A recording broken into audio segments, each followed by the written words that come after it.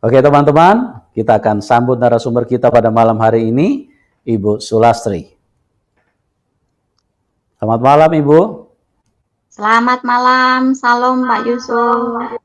Apa kabar? Luar biasa, selamat malam semuanya. Ya, puji Tuhan, terima kasih Ibu Sulastri. Anda mau bermurah hati, mau hadir dan mau berbagi dengan kami pada malam hari ini.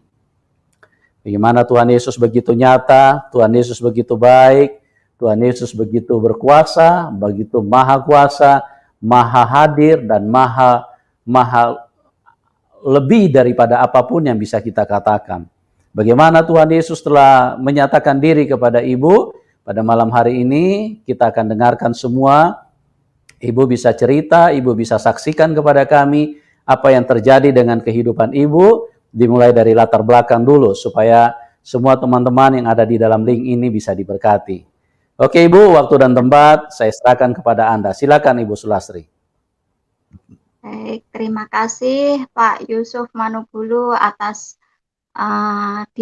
diperkenankan saya untuk menyaksikan kebaikan Tuhan dalam channel ini.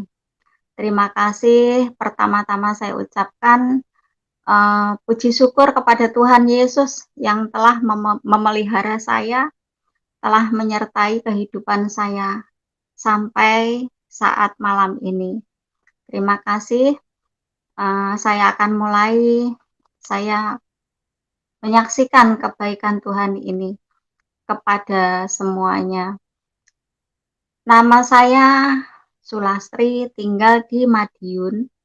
Latar belakang saya dari keluarga Muslim. Saya anak nomor 5 dari 8 bersaudara.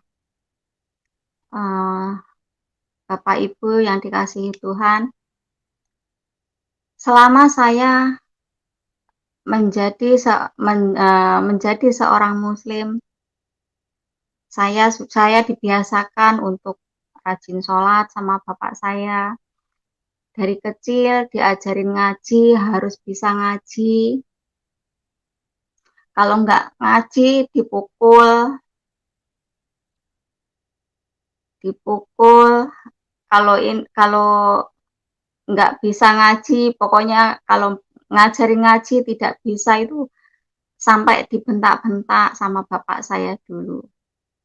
Dan suatu saat saya sudah beranjak dewasa. Biasa saya ngaji sama teman-teman di masjid. Nggak pernah meninggalkan ngaji. Pokoknya waktunya ngaji harus ngaji, waktunya sholat harus sholat. Itu yang saya lakukan dulu. Ini saya bersaksi dari awal mula kehidupan saya dari seorang single parent.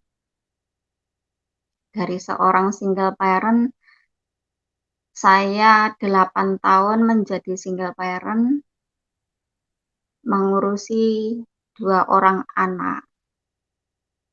Dari situ saya bekerja sendiri, berpikir sendiri untuk membiayai anak saya sekolah. Saya kerja. Saya juga dulu juga saya mengajari ngaji anak-anak kecil untuk menambah biaya kehidupan saya dan anak-anak. Dan pada tahun 94 saya merasakan ada gejala keanehan dalam diri saya. Seringkali merasakan sakit kepala karena terlalu banyak mikir, karena mikir sendiri, nggak ada yang bantu. Walaupun keluarga banyak, saudara banyak, tapi saya berpikir sendiri. mulai saya rasakan dari tahun 95 itu mulai saya rasakan, saya mulai ada yang gejala saya rasakan dari tahun 94 itu 95 semakin nyata saya rasakan. Saya punya keluhan sakit sakit otak. Sakit otak itu yang sangat luar biasa.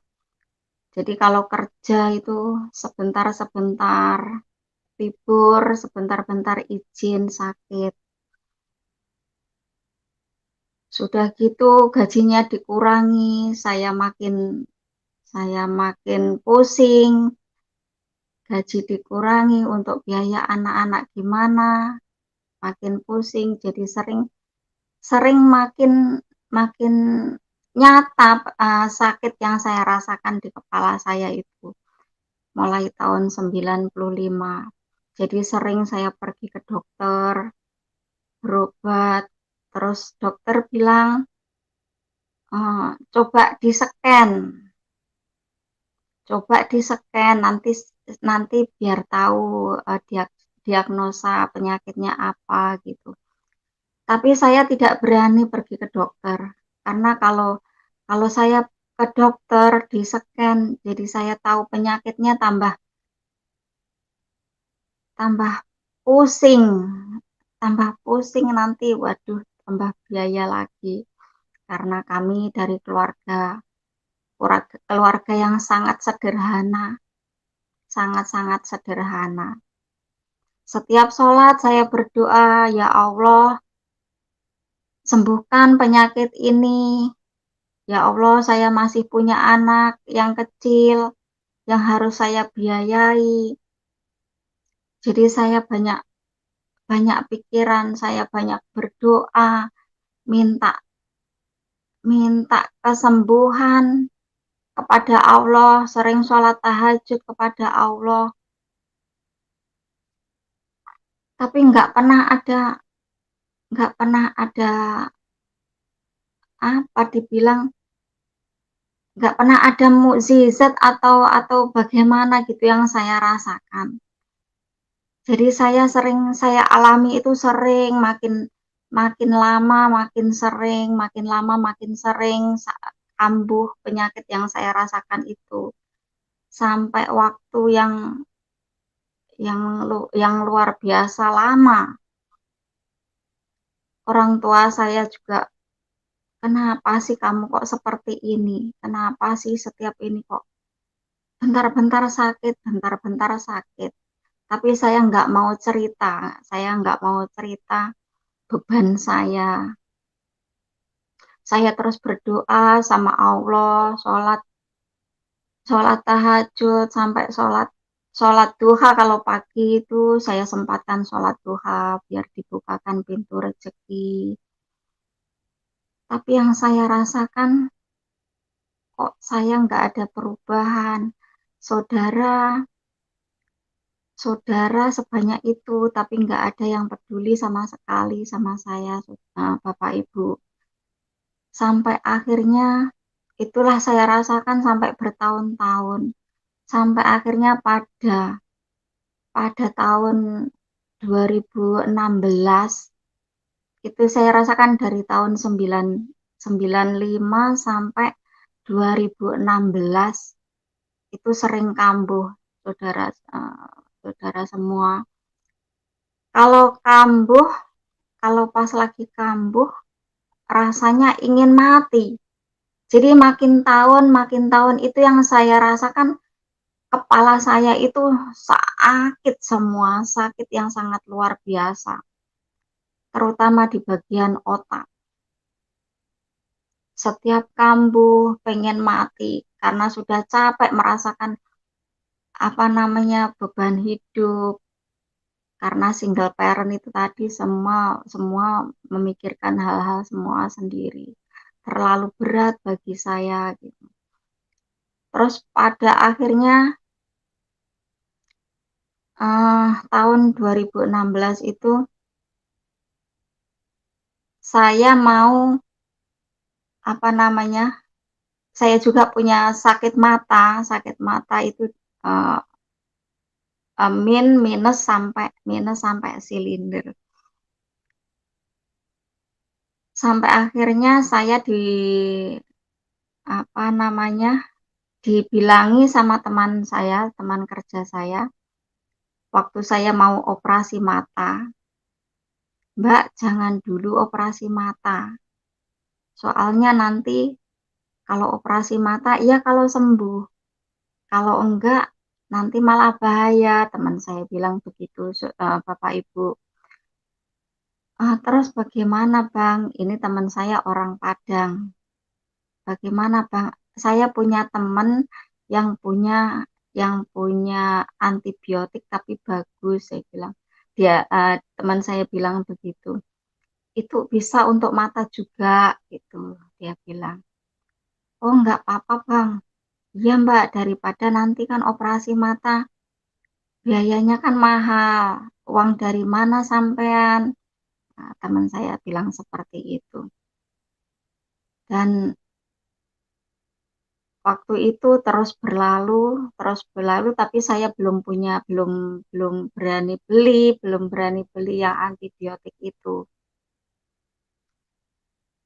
Terus pada saat kambuh itu, yes, kambuh lagi, selalu kambuh lagi. Ditambah lagi beban saya, anak saya nggak mau sekolah. Sudah saya merasakan, aduh, beban hidup ini kok begini, ya Allah. Sampai dulu saya bilang, ya Allah, kenapa hidup saya kok seperti ini? Apa yang harus saya lakukan, ya Allah? Terus saya memohon kepada Allah. Setiap sholat saya memohon kepada Allah, ya Allah, berilah jalan. Ya Allah, berilah jalan, apa yang harus aku lakukan? Saya bilang gitu. Tetapi terus nggak ada jawaban. Nggak mendapatkan jawaban apa-apa. Sampai akhirnya yang anak saya yang masih kecil ini suatu saat dia nggak sekolah. Nah, kenapa Dek kok nggak sekolah? Nggak mau Ma, aku dipoyokin teman-teman. Loh, dipoyokin kenapa? Dipoyokin kenapa? Karena aku nggak punya bapak, katanya. Aduh, ya Allah, saya langsung begitu, ya Allah, kenapa ada aja dalam hidup saya, ya Allah, saya bilang gitu. Terus karena anak saya sering nggak masuk sekolah itu, sering dipoyokin, setiap ini dipoyokin, sampai saya mau ke sekolahan sama anak saya nggak boleh. Nggak usah Ma, jangan Ma, biarin Ma. Daripada nanti kamu dipoyokin terus bolak-balik bolos. Jangan Ma, aku takut Ma, takut sama temennya. Dari situlah saya dalam sholatnya, selesai sholat wajib, sholat tahajud, saya selalu berdoa sama Allah. Ya Allah, akhirnya saya belajar membuka hati untuk menerima laki-laki, seorang laki-laki masuk dalam kehidupan saya. Saya berdoa, ya Allah, kalau memang Engkau masih memberi jodoh aku, ya Allah, berilah jodoh aku yang paling pertama dan paling utama, yang bisa mendidik aku dan membimbing aku dan menuntun aku dalam hal agama dan kebenaran. Setiap sholat saya selalu berdoa itu. Setiap sholat saya selalu berdoa itu. Karena demi anak saya itu dibully teman-temannya masih kecil. Terus pikir saya ya anak santri lah, Bapak Ibu Saudara. Pikir saya anak santri lah, ya seenggak-enggaknya anaknya Pak Haji atau Kiai gitu. Jadi kan sedikit ada bisa membimbing saya dalam hal keagamaan dan kebenaran gitu. Terus saya kerja biasa seperti biasa, saya masuk kerja. teman saya yang Padang itu bilang, "Bagaimana Mbak, itu obatnya jadi enggak? Antibiotiknya jadi enggak yang untuk mata?" "Sepertinya jadi Bang, nanti aja habis pas gajian ya." "Ya nggak apa-apa, nanti kalau ini saya bilangin orangnya," gitu. Terus pas itu saya dipertemukan sama yang antibiotik itu. Dari situlah saya di mata saya disemprot-semprot dengan antibiotik itu. Yang awalnya saya nggak bisa melihat gambar di HP atau foto-foto di HP, Bapak Ibu. Setelah disemprot-semprot itu saya bisa melihat, saya bersyukur, senang, alhamdulillah saya nggak bisa. Saya sudah bisa, mata saya sudah bisa melihat dengan nyaman. Saya seperti itu, Bapak Ibu. Terus dari dari hari ke hari dari ke hari yang, apa namanya, yang diperkenalkan teman saya di antibiotik ini, eee, biasa dari hari ke hari kan ketemu, sering ketemu hampir tiap hari, terus saya ingin tahu sejauh mana khasiatnya antibiotik ini, jadi setiap hari saya pulang kerja itu ikut sambil untuk mencari tambahan penghasilan. Saya ikut, menjualkan produk itu, antibiotik itu. Tetangga-tetangga saya ada yang mau yang sakit gatal-gatal, dari situ. Ada yang mau, saya dapat uang tambahan dari antibiotik itu. Eee, dengan berjalannya waktu, jadi ada rasa di hati ini ada rasa sama sama sama orang ini yang antibiotik ini. Kok nyaman gitu, kok terasa nyaman. Padahal setiap hari kalau kalau bareng, kalau menangani pasien gitu, selalu yang diobrolkan, yang dibahas itu selalu penyakit. Setiap ketemu yang dibahas penyakit, setiap ketemu yang dibahas penyakit. Dari situ, lama-lama saya ada rasa, ternyata dia juga ada rasa gitu, ada rasa. Dan ternyata nggak taunya orang itu seorang seorang Kristiani, seorang Nasrani. Awalnya saya nggak tahu kalau kalau itu seorang Kristiani. Saya dikasih tahu teman bahwa, "Mbak, kamu dekat sama itu." "Iya." "Kamu mau serius ya?" "Nggak tahu sih, belum ada belum ada obrolan serius-serius, wong tiap hari yang ditangani, yang dibahas itu selalu penyakit, selalu pasien," gitu, Bapak Ibu. Eee, kalau kalau serius sama itu, "Sampean apa bisa? Itu kan orang orang Kristen." "Ya nggak tahu Bang," saya bilang gitu. Tapi saya walaupun saya dikasih tahu itu orang Kristen, dalam hati saya nggak kaget, Bapak Ibu, nggak kaget. Saya biasa-biasa saja. Sampai akhirnya sampai akhirnya pas kepala saya itu kumat lagi, kambuh lagi, Bapak Ibu. Kambuh lagi, sakitnya luar biasa. Karena kalau setiap kambuh selalu ingin mati, setiap kambuh selalu ingin mati. Jadi pas suatu saat itu kambuh ditelepon sama yang teman yang antibiotik ini, "Bu, nanti," siangnya ditelepon, "Bu, nanti malam mau ikut enggak? Mau ke pasien diabetes," dia bilang gitu. "Maaf Mas, saya nggak bisa ikut, saya lagi sakit sekali kepala saya." "Kambuh lagi?" "Iya." saya bilang gitu. Ya sudah, istirahat, jangan mengeluh, dia bilang.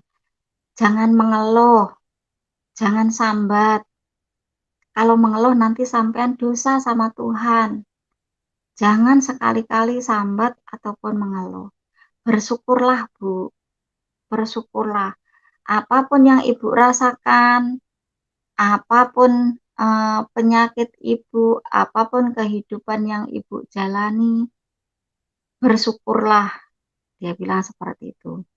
Coba Ibu minta sama Yesus, walaupun Ibu belum percaya Yesus.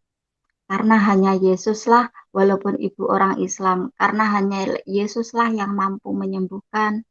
Hanya Yesuslah satu-satunya yang sang penyembuh, kata teman saya seperti itu. Saya nggak banyak berpikir karena lagi sakit, lagi kambuhnya lagi sakit-sakitnya. Saya sambil tidur sambil memejamkan mata, saya menuruti apa kata teman saya itu. Saya menuruti, saya bilang begini, ya Yesus, walaupun aku belum percaya bahwa Engkau itu Tuhan, kalau memang Engkau itu Tuhan, hidup matiku aku pasrahkan kepadamu Yesus.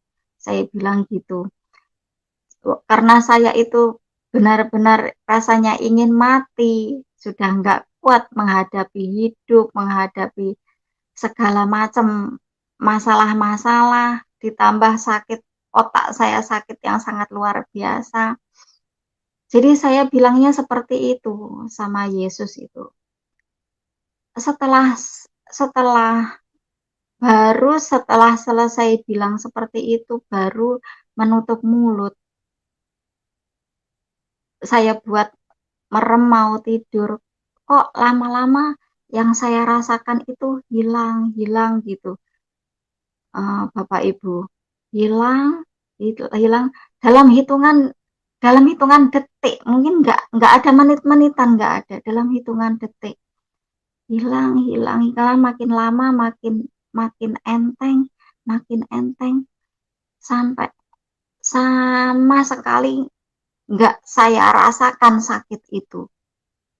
Dan puji Tuhan sampai sekarang ini sekalipun nggak pernah kambuh lagi sampai sekarang. Dari tahun 2016 itu. Dari situ terus saya pas paginya biasa kerja, paginya sudah masuk kerja lagi. Saya sambil berpikir begini, seperti apa sih ajaran di dalam Kristen itu? Itu Bapak Ibu yang saya pikirkan. Kok sampai segininya saya hanya menyebut Yesus, padahal kan saya nggak percaya walaupun saya nggak percaya kalau Yesus itu Tuhan. Tapi kok segininya ya, Bapak Ibu, pikiran saya seperti itu. Kok bisa langsung sembuh, bisa langsung enteng, nggak ada sama sekali yang saya rasakan. Seperti apa sih kekristenan itu?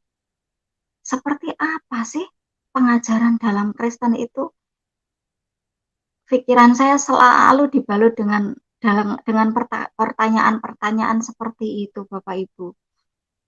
Akhirnya biasa saya kerja seperti biasa. Dalam 3 hari, Bapak Ibu, 3 hari, karena saya terus dalam benak pikiran saya bertanya seperti itu. Akhirnya saya beranikan diri bertanya sama yang teman saya yang Kristiani tadi. Saya telepon dalam kerjaan itu, saya telepon, Mas, boleh nggak saya pinjem Injilnya, saya bilang gitu. Karena saya tahu kalau di orang Kristen kan kitabnya Injil. Tapi di dalam pengajaran Injil itu saya belum pernah tahu sama sekali. Belum pernah tahu yang seperti apa dan belum pernah mendengarkan seorang pendeta khotbah atau pokoknya belum tahu sama sekali. Saya tahunya orang Kristen kitabnya Injil itu saja. Akhirnya saya bilang sama teman saya itu, Bapak Ibu, boleh nggak saya pinjem Injilnya? Saya bilang. Terus dijawab, boleh Bu, nggak usah pinjem, buat sampean saja, kata teman saya gitu. Terus sudah selesai maghrib itu diantar sama teman saya itu, diantar ke kerjaan saya.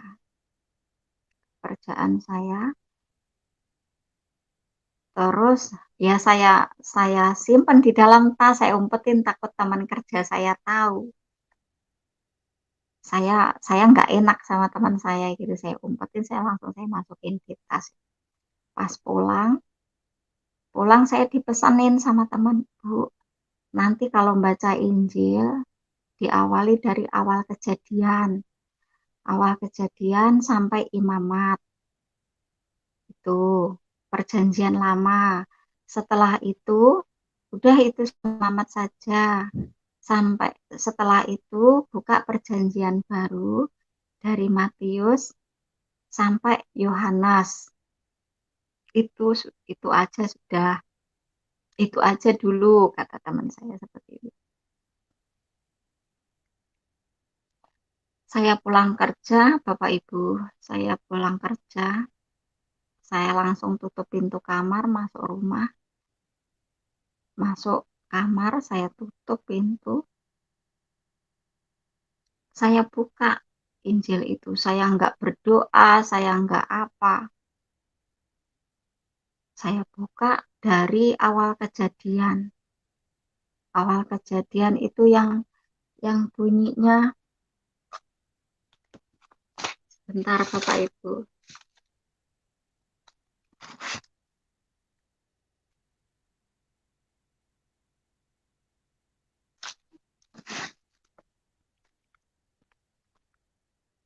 Dari awal kejadian yang bunyinya, Allah menciptakan langit dan bumi serta isinya.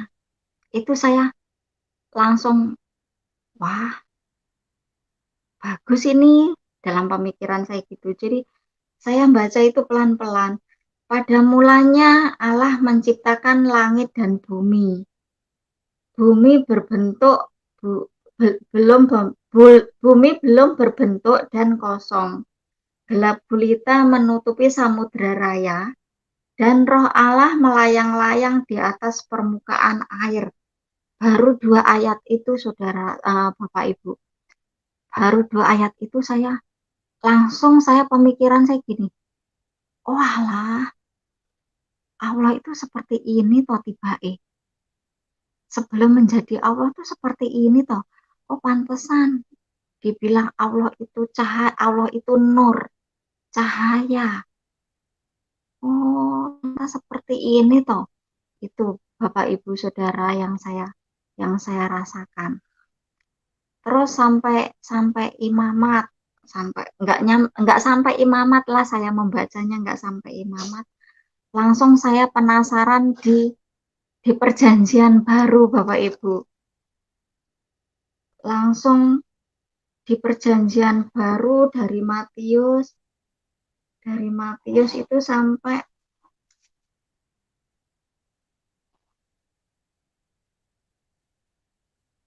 yang paling mengena saya, Matius sampai Yohanes saya baca. Yang paling mengena saya itu yang firman telah menjadi manusia. Firman yang telah menjadi manusia. Apa firman yang telah menjadi manusia itu Yesus itu ya? Pertanyaan saya seperti itu, Bapak Ibu. Terus saya baca ayat 1-nya, pada mulanya adalah firman. Firman itu bersama-sama dengan Allah. dan firman itu adalah Allah. Itu satu ayat itu yang langsung dalam hati saya itu ada rasa. Pokoknya terasa mendalam dalam hati saya, Bapak Ibu Saudara.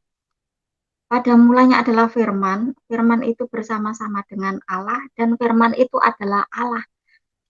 Itu benar-benar yang mengena terlalu dalam hati saya. Tapi sudah saya baca segitu saja. Udah saya nggak perhatiin lagi. Sudah besoknya gitu saya berangkat kerja lagi seperti biasa pagi. Selang 2 hari atau 3 hari waktu itu, kok saya pulang kerja itu ada tetangga saya yang hajatan ya, hajatan pernikahan. Biasa kalau di kampung itu kalau sore memutar sound kan, soundnya suaranya besar sekali, kencang sekali sampai jauh terdengar. Pas saya lewat di depan yang punya hajatan itu, Bapak Ibu Saudara, ada lagu qosidah yang seperti ini. Mari sambut Isa Al-Masih, Isa sang kalimatullah. Mari agungkan Isa Al-Masih, Isa sang kalimatullah. Terus refnya, Isalah yang mengetahui takdirmu, Isalah yang menopang hidupmu. Isa berkata, ikutlah akulah jalan yang lurus, jalan kebenaran. Seperti itu saudara, Bapak Ibu Saudara. Itu saya renungkan, langsung jadi pemikiran saya, Bapak Ibu. Kok mari sambut Isa Al-Masih? Kok mari agungkan Isa Al-Masih? Sedangkan setiap hari yang kami agung-agungkan Muhammad. Yang disambut selalu Muhammad, sholawatan, Allahumma sholli ala Sayyidina Muhammad, wa ala ali Sayyidina Muhammad. Tapi ini kok yang disambut Isa Al-Masih, yang diagungkan Isa Al-Masih. Terus, Isalah yang mengetahui takdirmu. Loh, kok Isa yang mengetahui takdir? Bukannya hanya Allah yang mengetahui takdir. Itu Bapak Ibu pemikiran saya. Kok Isalah yang menopang hidupmu? Bukannya hanya Allah yang menopang hidup manusia. Bapak Ibu seperti itu pemikiran saya waktu itu. Terus dalam perjalanan sampai rumah itu, lagu itu dalam pemikiran saya. Sampai rumah, saya cari-cari di YouTube. Ketemulah lagu itu, akhirnya bolak-balik saya setel sampai berapa kali saya dengerin pakai handset, saudara, Bapak Ibu, pakai handset biar nggak kedengaran keluarga saya.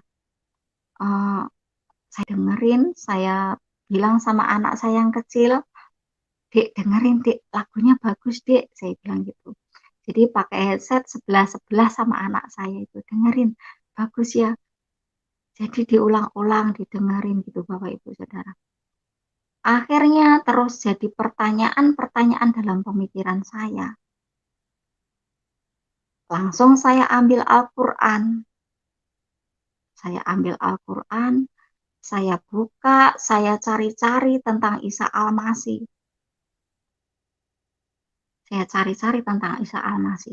Siapa sebenarnya Isa Al-Masih itu? Bapak Ibu Saudara, saya cari-cari tentang Isa Al-Masih. Terus saya menemukan Bapak Ibu Saudara, siapa Isa Al-Masih? Di dalam Al-Quran tertuliskan Isa Al-Masih adalah Rohullah. Isa Al-Masih adalah kalimatullah. yang diciptakan dengan kalimatnya, firmannya, dengan rohnya yang saya dapatkan. Oh, kalimatnya. Isa Al-Masih adalah kalimatullah yang intinya. Berarti Isa Al-Masih ini kalimatnya Allah, firmane Allah. Isa Al-Masih adalah rohullah, berarti rohnya Allah. Pemikiran saya seperti itu, Bapak Ibu. Terus saya temukan lagi, saya cari-cari lagi di Al-Quran. Saya menemukan Isa Al-Masih adalah satu-satunya manusia di dunia dan di akhirat. Satu-satunya manusia di dunia dan di akhirat. Bukannya satu-satunya di dunia dan di akhirat itu hanya Allah. Kok bisa Isa Al-Masih? Terus siapa sebenarnya Isa Al-Masih itu? Saya bilang gitu dalam pemikiran saya itu, Bapak Ibu. Terus saya menemukan lagi Isa Al-Masih adalah hakim yang seadil-adilnya pada hari kiamat. Timbul pertanyaan saya lagi, kok hakim yang seadil-adilnya pada hari kiamat? Bukannya hanya Allah hakim yang adil, kok Isa Al-Masih? Terus makin penasaran Bapak Ibu. Saya menemukan Isa Al-Masih adalah sumber pengetahuan hari kiamat. Dan janganlah ragu-ragu tentang hari kiamat itu. Ikutlah aku, akulah jalan yang lurus. Loh, ikutlah aku, akulah jalan yang lurus. Berarti yang jembatan Shirotol Mustaqim itu bukan rambut dibelah 7 dong. Berarti jalan yang lurus itu jembatan Shirotol Mustaqim itu Isa Al-Masih itu. Pemikiran saya seperti itu, Bapak Ibu Saudara.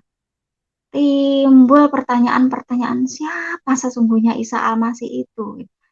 Terus saya gabung-gabungkan, Isa Al-Masih adalah kalimatullah, Isa Al-Masih adalah rohullah. Loh, berarti benar dong apa yang ada di dalam Injil. Seperti itu Bapak Ibu Saudara, pemikiran saya itu. Yang pada mulanya adalah firman. Firman itu bersama-sama dengan Allah dan firman itu adalah Allah. Berarti benar dong. Berarti Isa Al-Masih itu Allah itu sendiri berarti. Oh, pantesan. Berarti kalau Isa Al-Masih itu di dalam Al-Qur'an, kalau di Injil Yesus itu ya. Pantesan saya kok berdoa seperti itu. Padahal saya nggak minta kesembuhan. Saya pengen mati malahan. Kok saya malah dikasih sembuh dalam sekejap. Dalam hitungan detik. Seperti itu Bapak Ibu Saudara semua. Itulah yang saya rasakan. Berarti benar ya. Mukjizat yang di dalam Al-Quran Isa Al-Masih menyembuhkan orang sakit. Menghidupkan orang mati, membuat burung, terus membuat orang buta melihat. Berarti di Al-Quran Isa Al-Masih itu kalau di Injil berarti Yesus itu ya. Oh alah, gitu ya. Itu Bapak Ibu Saudara semua. Itu yang saya alami. Jadi menurut saya benar-benar mukjizat yang saya rasakan, yang bertahun-tahun saya memohon kepada Allah. Ternyata di dalam Yesus hanya sekejap dikabulkan. Saya bertahun-tahun mohon disembuhkan, mohon dari segala masalah kehidupan, nggak pernah ada jawaban. Tapi di dalam Yesus hanya menyebut Yesus, padahal saya belum percaya Yesus itu Tuhan. Tapi kok bisa langsung disembuhkan? Aneh. Itu benar-benar aneh, Bapak Ibu Saudara, yang saya rasakan. Benar-benar aneh yang dalam kehidupan saya. Terus satu hal lagi yang saya rasakan. Yang teman saya, yang orang Kristiani, yang saya ada rasa itu. Yang saya ada rasa, ternyata dia juga ada rasa. Itulah yang berarti yang Tuhan Yesus sediakan untuk saya. Padahal pemikiran saya dulu itu seenggak-enggaknya kalau enggak anak santri, anaknya Pak Haji lah atau Kiai lah, seperti itu, yang bisa membimbing saya dalam paling utama dalam hal agama dan kebenaran. Itu yang saya mohon pas sholat. Berarti itu dikabulkannya gini, Bapak Ibu Saudara, dikabulkannya dalam hal agama dan kebenaran. Karena yang saya rasakan itu di dalam Isa Al-Masih benar, kok mukjizatnya sama seperti yang di dalam Injil. Terus mukjizatnya dalam nama Yesus. Saya bilang nama Yesus bukan Tuhan saya, karena saya belum percaya bahwa Yesus itu Tuhan. Jadi saya menyebutnya Yesus begitu saja, di dalam Yesus. Tapi kok semua terjadi? Berarti ya Yesus yang menyediakan menyiapkan seorang laki-laki itu untuk membimbing saya, mendidik saya ya, untuk mengenalkan Yesus itu adalah Tuhan. Itu pemikiran saya, Bapak Ibu. Jadi banyak pertanyaan yang termasuknya menurut saya terjawab justru di dalam Yesus. Itu Bapak Ibu Saudara yang saya rasakan itu. Terus sampai akhirnya ya sudah saya jalani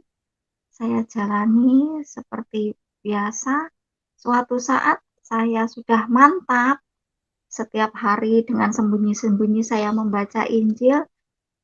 Pas sudah mantap saya ingin mengikut Yesus, karena saya yakin dalam hati saya, inilah jalan kebenaran itu tadi.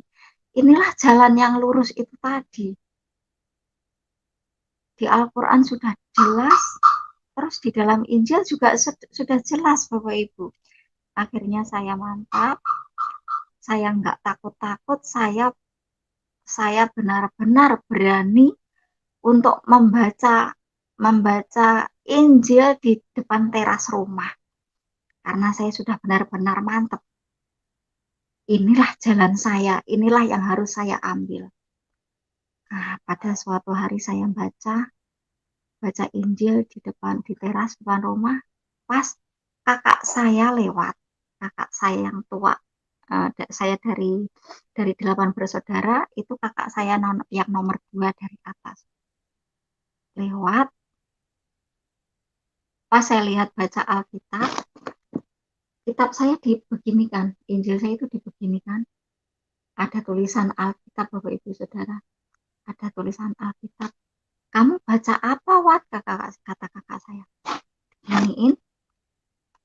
Langsung teriak, Bapak Ibu Saudara, kakak saya itu langsung teriak. Astagfirullah, Wat. Kamu baca ini, kata kakaknya. Saya jawab dengan tenang. Iya. Kamu selama dari kecil ikut ngaji, ini yang kamu dapatkan. Iya. Kamu mau jadi orang Kristen? Iya, saya bilang gitu, Bapak Ibu Saudara. Jadi jawaban saya itu hanya iya, iya, iya. Tapi ya suara saya datar seperti itu. Iya, iya. Astagfirullah, istighfar, bertobat. Kamu nggak eman-eman. Ngaji dari kecil sudah khatam berkali-kali. Kok kamu dapatnya seperti ini?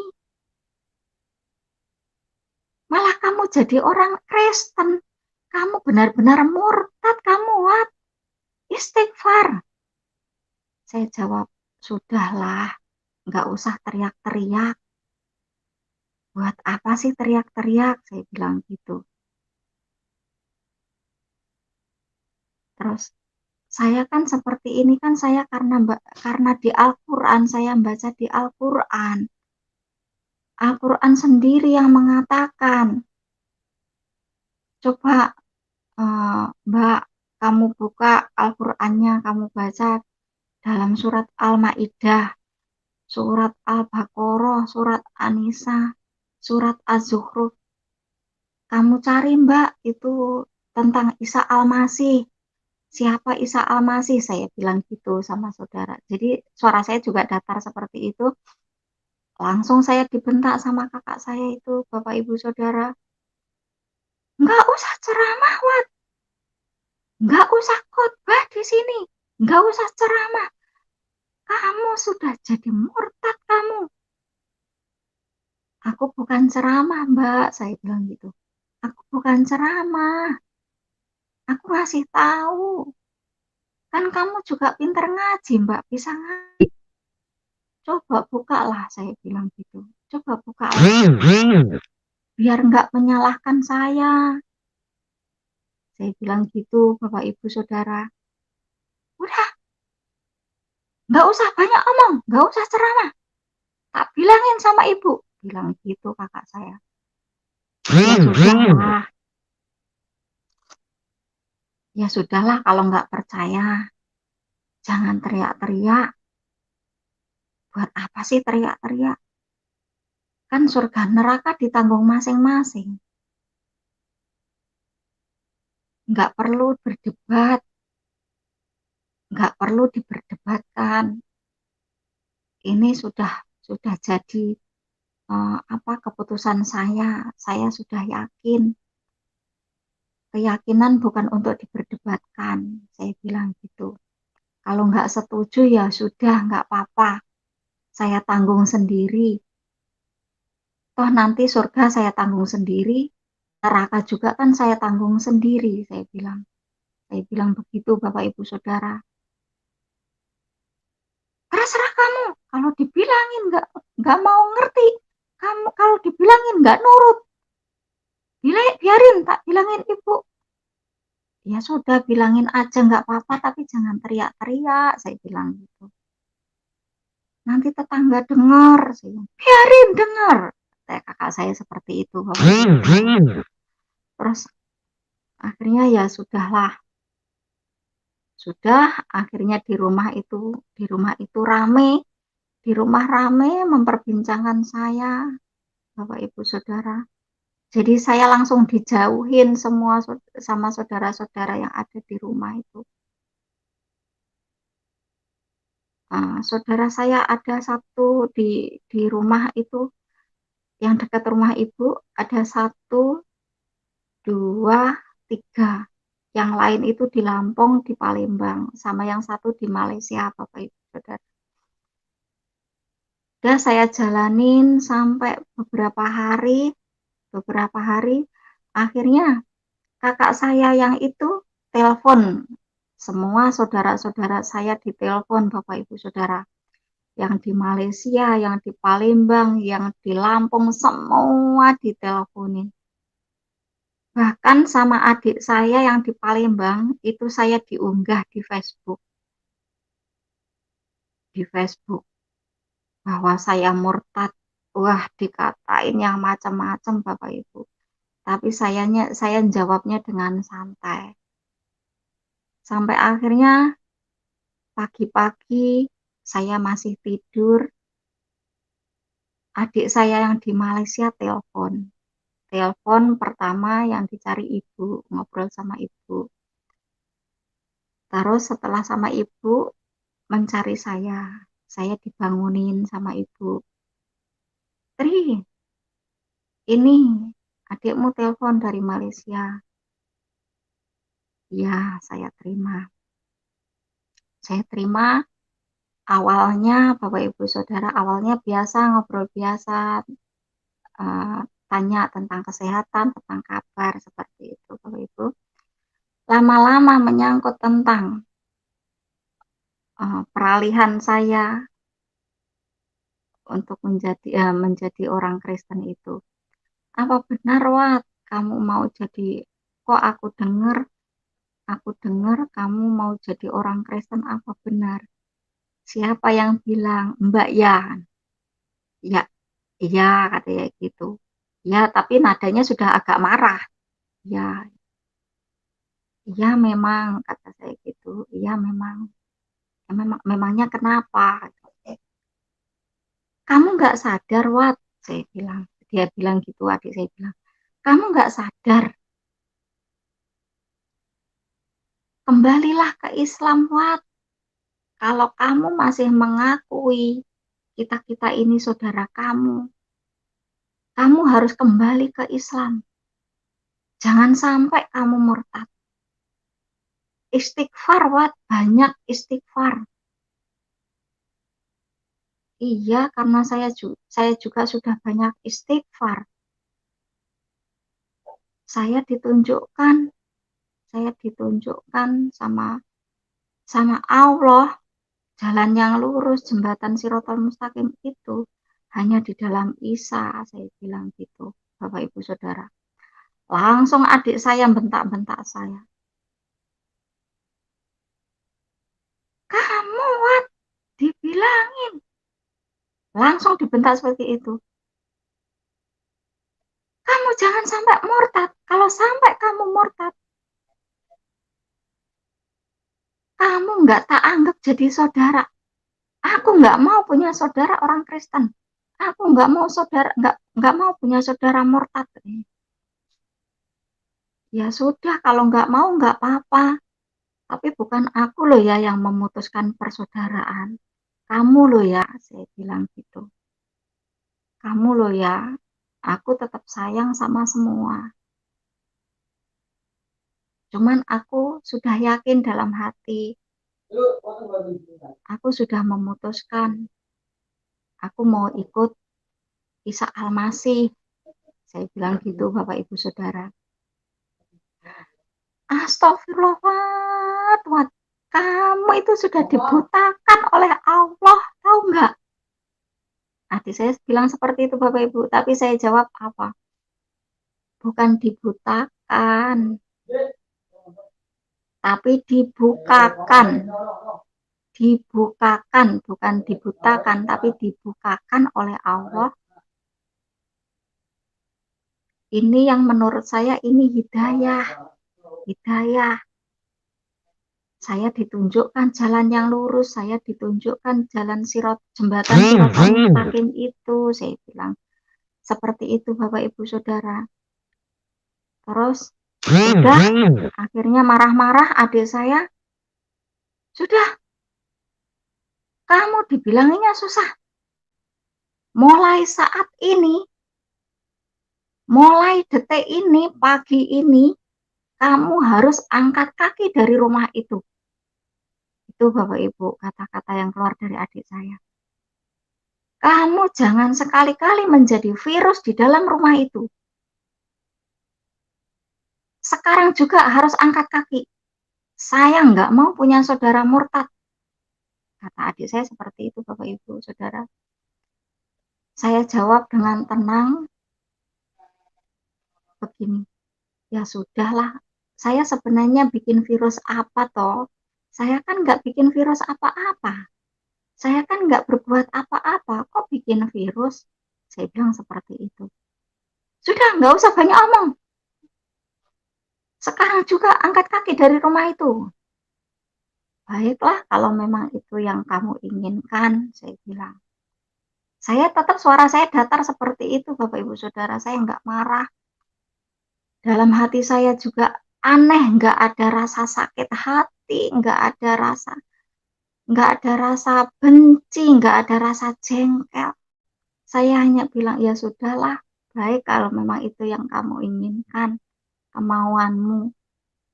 Ya sudah, teleponnya dimatiin, aku tak beres-beres. Saya bilang gitu Bapak Ibu. Akhirnya telepon dimatikan, saya beres-beres. Saya cuman beresin baju, jadi saya hanya bawa baju aja keluar dari rumah. Itu pun semua orang di rumah itu nggak ada yang mau deket saya, Bapak Ibu Saudara. Saya ya nangis, nangis terharu dalam hati seperti ini. Walah, ternyata kok saudara saya, saudara keluarga saya kok ya segini ya, kok ya segitu ya, nggak ada rasa toleran atau gimana. Ya sudahlah, saya bilang seperti itu. Ya sudahlah. Nah, akhirnya saya beresin semua. Saya telepon, yang teman saya yang Kristiani itu.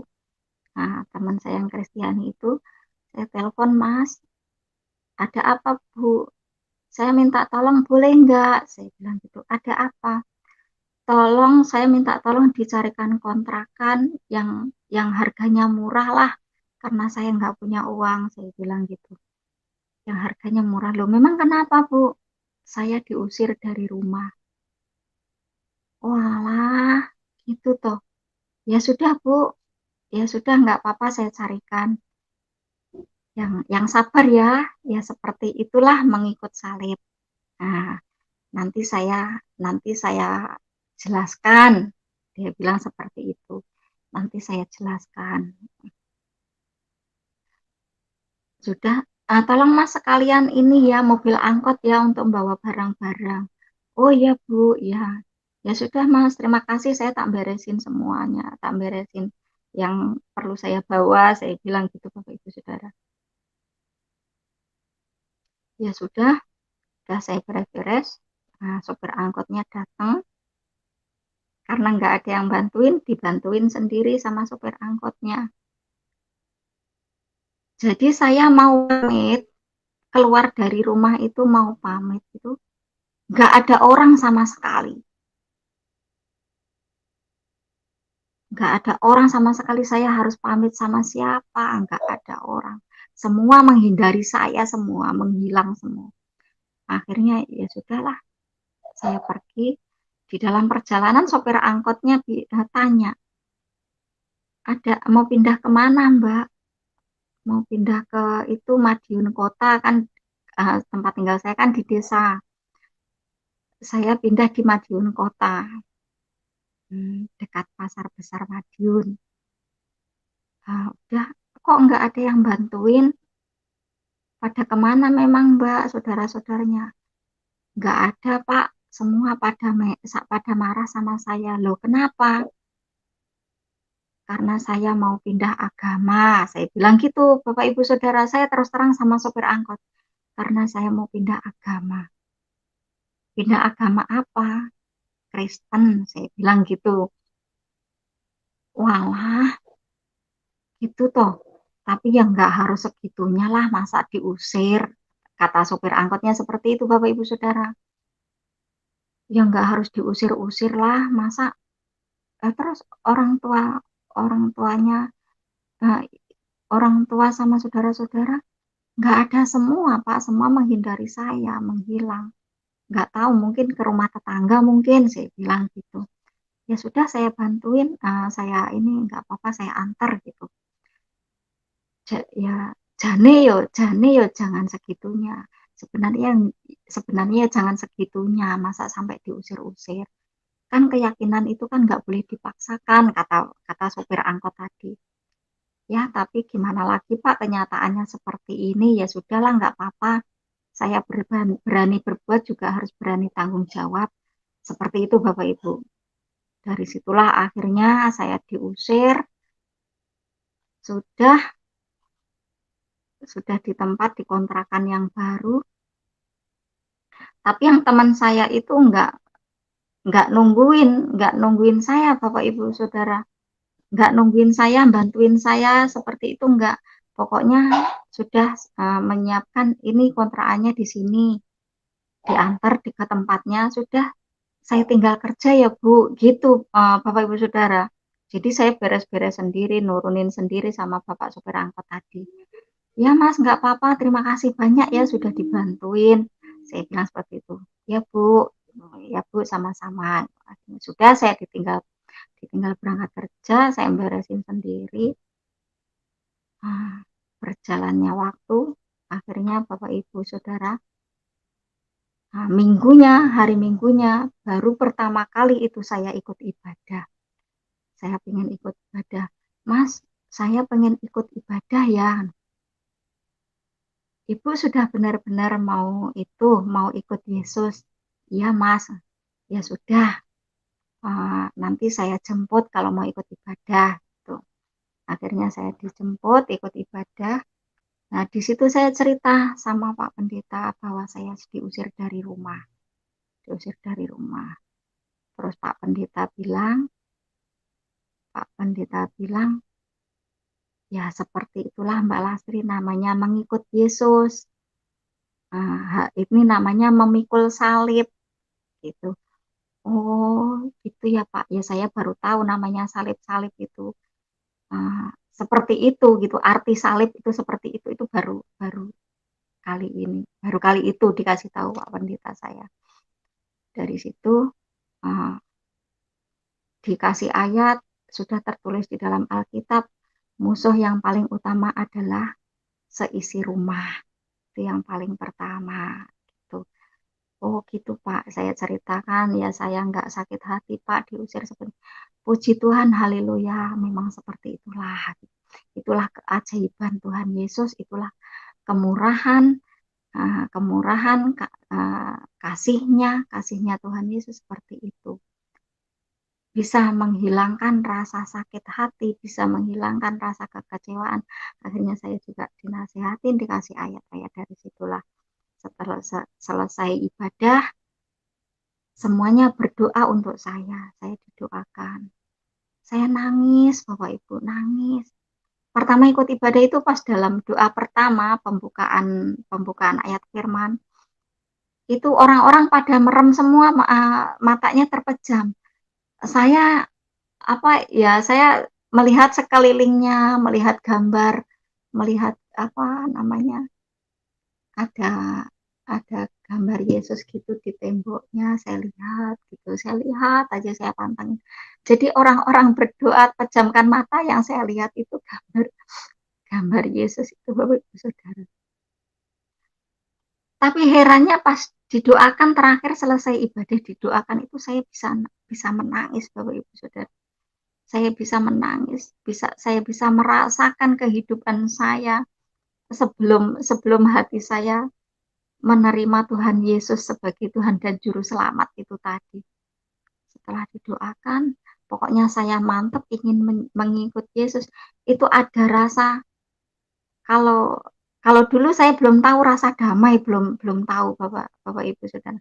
Yang saya rasakan itu ada rasa nyaman, tentram seperti itu. Setelah mantap hati saya itu sepenuhnya ingin mengikut Yesus. Dan setelah tahu bahasa damai, oh ini yang dirasakan, yang dibilang damai itu seperti ini. Yang seperti ini, oh nyaman, tentram, itu damai rasanya seperti itu Bapak Ibu Saudara. Nah, dari situlah sampai akhirnya saya sudah mantap. Suatu saat saya pengen dibaptis, Bapak Ibu Saudara. Saya pengen dibaptis, kata Bapak Pendeta saya bilang gini, "Jangan dulu dibaptis Mbak Lastri, belajar dulu apa arti baptisan, dipahami." Seperti itu Bapak Ibu, dipahami. Nanti kalau sudah mengerti, baru nanti dibaptis, nggak apa-apa gitu. Nanti minta sama masnya, yang teman saya itu namanya Mas Aris, nanti minta sama Mas Aris, minta apa namanya, tentang tentang baptisan. Tentang baptisan. Sudah, akhirnya saya dikasih, tapi enggak, selang berapa minggu gitu, selang berapa minggu baru saya mantap minta dibaptis. Saya dibaptis itu tanggal, kalau kalau nggak lupa saya tanggal 9 September apa 19 September gitu, 2000 2016, September 2016. Ya, pokoknya bulan September sekitar, kalau nggak tanggal 9, tanggal 19, 2016. 2016 terus makin hubungan saya sama Mas Arif itu makin serius, akhirnya saya nikah pemberkatan bulan April 2017, Bapak Ibu Saudara. Dari situlah saya banyak belajar, saya dituntun oleh Mas Aris itu yang sekarang sudah menjadi suami saya itu, dituntun sedikit demi sedikit, dijelaskan tentang bagaimana memikul salib, apa itu salib. Oh, seperti itu. Dia sangat telaten menuntun saya, ngajarin saya untuk belajar tentang Tuhan Yesus itu. Puji Tuhan, Bapak Ibu Saudara, saya sudah benar-benar mantap tetap ingin di jalannya Yesus, Tuhan Yesus. Seperti itu yang saya rasakan, Bapak Ibu Saudara. Benar-benar di dalam Yesus itu mukjizatnya yang saya rasakan di dalam kehidupan saya. Yang saya rasakan sungguh-sungguh luar biasa mukjizatnya. Hanya sebut Yesus saja. Karena saya dulu belum percaya Tuhan, bahwa Yesus itu Tuhan. Hanya sebut Yesus saja, Tuhan Yesus sudah membuktikannya bahwa Dia itu Tuhan, Tuhan Allah. Allah itu sendiri. Apalagi kalau sudah hatinya mantap ingin mengikut Yesus. Inilah Tuhan, benar-benar Tuhan yang hidup, Bapak Ibu Saudara. Tuhan yang hidup, yang nyata-nyata saya rasakan dalam kehidupan saya. Bahwa Tuhan Yesus yang menyertai setiap detak nafas kita, detak nafas saya, membimbing saya, memperingatkan saya. Hanya Yesus, benar-benar Tuhan yang hidup. Itu yang saya rasakan, Bapak Ibu Saudara. Saya sangat bersyukur sekali kepada Tuhan Yesus. Sudah memilih saya, memanggil saya menjadi anaknya. Itu yang sangat luar biasa. Setelah saya tahu di dalam yang dinamakan anak Allah. Oh, seperti ini toh anak Allah, yang dibilang anak Allah itu bukan berarti Allah beranak, Allah punya anak, Allah beranak, bukan. Yang dinamakan anak Allah itu seperti ini. Karena Allah telah memanggil kita, Tuhan Yesus sudah memanggil kita, memilih kita menjadi anaknya, mengangkat kita menjadi anaknya. Itulah yang saya rasakan di dalam Tuhan Yesus. Saya sangat bersyukur sekali. Sangat, sangat, sangat bersyukur. Sampai-sampai saya bilang sama orang-orang itu, sama keluarga saya. Karena sama tetangga saya juga bilang, kenapa kok nggak dari dulu ya saya bisa mengenal Tuhan Yesus? Kok baru sekarang umurnya sudah tua, baru saya dipanggil Tuhan Yesus. Sampai saya bilang seperti itu. Tapi sangat bersyukur semuanya. Belum terlambat bagi saya. Belum terlambat bagi saya, Bapak Ibu Saudara, untuk untuk menemukan jalan keselamatan. Sebelum saya menghembuskan nafas terakhir, Tuhan Yesus berkenan memanggil saya, memilih saya menjadi anaknya.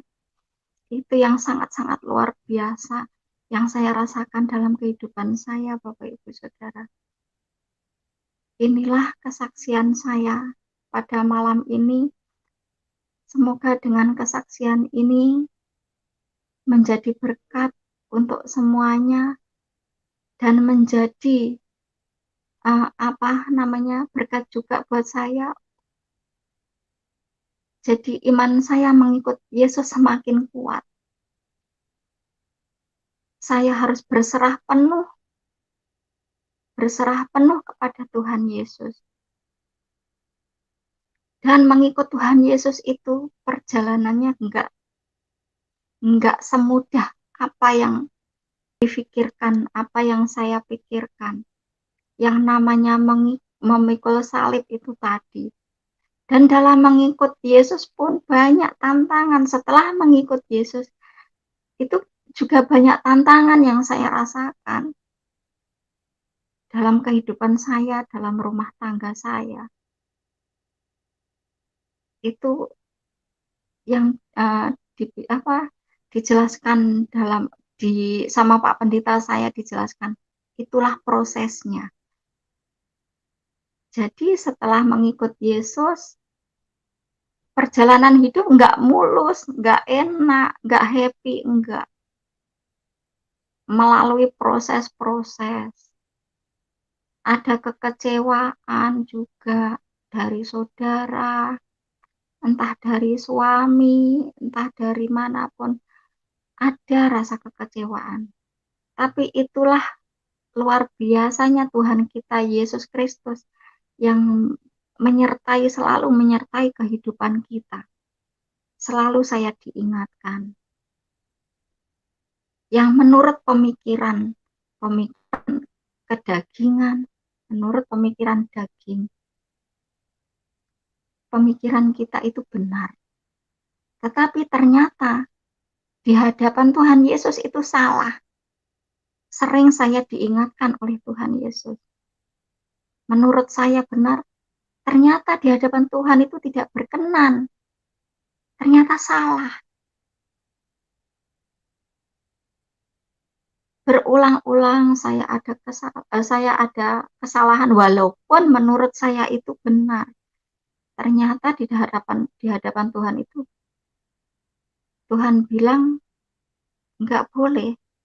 Saya diingatkan sama Tuhan, jangan seperti itu. Itulah yang luar biasanya Tuhan kita, Tuhan yang hidup, Tuhan Yesus.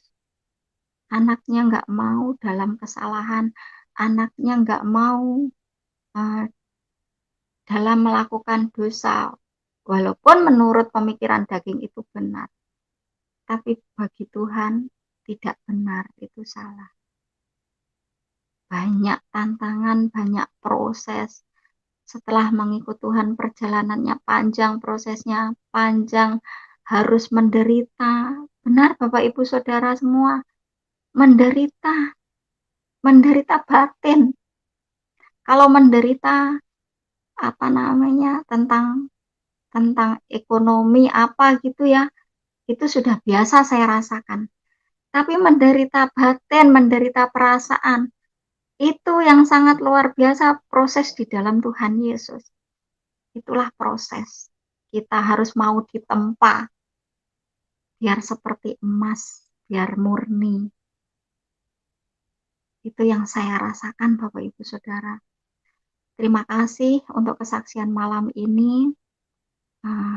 Semoga menjadi berkat. Terima kasih Bapak Yusuf, saya kembalikan kepada Bapak Yusuf. Ya, puji Tuhan, luar biasa. Tuhan Yesus, Tuhan yang ajaib, Tuhan yang sangat nyata, ya. Amin. Tuhan yang bukan dihalusinasikan oleh manusia, tapi real, benar-benar nyata, bisa dirasakan, dialami, dan berinteraksi langsung dengan kehidupan manusia. Siapa aja yang mau buka hati, siapa saja yang mau percaya, dia akan mengalaminya secara nyata. Dan kita melihat bagaimana, ya, dari kepala saya sampai dari ujung kepala sampai ujung kepala Saya rasa Hmm. dingin, saya rasakan dingin, merinding. Iya. Ada rasa, terima kasih Tuhan. Terima kasih. Iya. Itulah Terima teman-teman kasih ya. semuanya Tuhan. Begitu Ya, nyata lanjutkan Tuhan Bapak. Yesus itu begitu nyata. Tidak bisa dibantah oleh siapapun. Orang-orang yang mengalami Tuhan tidak bisa dibantah dan tidak bisa dipengaruhi dan tidak bisa diajak untuk kembali kepada keyakinan yang sebelumnya, karena Tuhan Yesus itu benar-benar real. Bukan hanya pribadi yang ditulis di dalam buku sebagai suatu cerita atau suatu karangan atau suatu settingan atau suatu rekayasa atau apapun, bukan. Ditulis di dalam buku Alkitab dan kami mengalaminya langsung karena firman itu hidup. Firman itu berkuasa, benar-benar dialami oleh manusia. Ya, bukan hanya Ibu Lastri, saya juga begitu. Yang lain juga sama, mengalami secara nyata. Kalau tidak, buat apa kami percaya kepada Tuhan Yesus? Setiap kali percaya kepada Tuhan Yesus, banyak yang benci, banyak yang tidak suka, banyak yang ingin menganiaya, banyak yang kita semua serba tertekan, tidak bisa eksis secara jasmani, karena memang kebenaran itu tidak disukai oleh dunia. Dunia ini lebih senang dengan yang namanya kebohongan, lebih senang dengan yang namanya berita hoax, berita-berita yang bersifat manusiawi atau bersifat pengetahuan, atau bersifat hal yang ada di sekitar kita. Tapi Tuhan Yesus adalah sesuatu yang berasal dari surga. Dan dia sangat nyata, teman-teman. Ya, oke teman-teman, kita cukupkan sampai di sini dulu. Karena waktu dan kondisi juga yang membatasi kita. Terima kasih buat kebersamaannya. Doa kami buat Anda semua. Tuhan Yesus sumber kehidupan. Tuhan Yesus sumber kebaikan. Kiranya memberkati, mencurahkan kemurahannya di dalam setiap kita. Oke, terima kasih juga buat Ibu Sulastri yang begitu luar biasa membagikan berkat buat kita semua. Doa kami buat Ibu, tetap semangat, tetap kuat di dalam Tuhan, dan tetap setia sampai kita ketemu Tuhan, sampai pulang ke surga. Oke, buat semuanya, sekali lagi terima kasih. Yang belum bisa berdiskusi malam hari ini, kami arahkan ke program selanjutnya, karena kondisi dan waktu yang membatasi kita. Kami sangat menghargai Anda semua, ya. Dan saran kami, jika Anda kepengen berdiskusi, usahakan lebih cepat masuk ya, jadi supaya, karena kita berdasarkan antrian. Oke, Tuhan Yesus memberkati. Salam kemenangan buat kita semua. Amin. Salam kemenangan. Terima kasih.